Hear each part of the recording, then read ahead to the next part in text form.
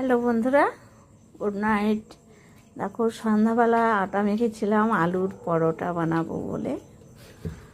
তা পরোটাটা আর মানে তোমাদের দেখাতে পারিনি ভাজা।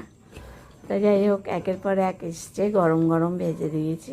এখন আমি আর আমার বড়মশাই এই যে দেখো পরোটা একদম যেরকম আমরা আর কি পরোটা করি ওরকমই, আর নরম কি বন্ধুরা, কি বলবো, দেখো এই যে একদম একদম নরম সফট। এই যে ওখানে বড়মশাই খাচ্ছে, এখানে আমি।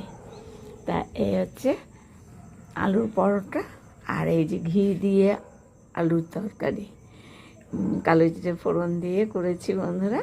নামাবার আগে একটু ঘি দিয়ে দিয়েছি, একটু না বেশি পরিমাণেই দিয়েছি ঘিটা। ভালো হয়েছে তরকারি। তা এখন আবার সস চাইছে। এই যে সকালের একটু সয়াবিনের তরকারি আছে, দিয়ে দিয়েছি, ছেলেকে দিলাম হাফ, ওকে হাফ দিলাম।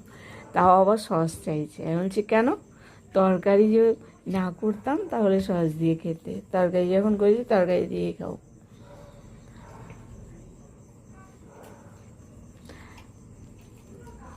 মানে বন্ধুরা, মেনুটি কেমন লাগলো বন্ধুরা, একটু লাইক কমেন্ট শেয়ার করে পাশে থেকো। টাটা বাই বাই, আজকের মতো বিদায়, আবার দেখা হবে কালকে। টাটা, গুড নাইট, শুভরাত্রি, সবাই ভালো থেকো, সুস্থ থেকো।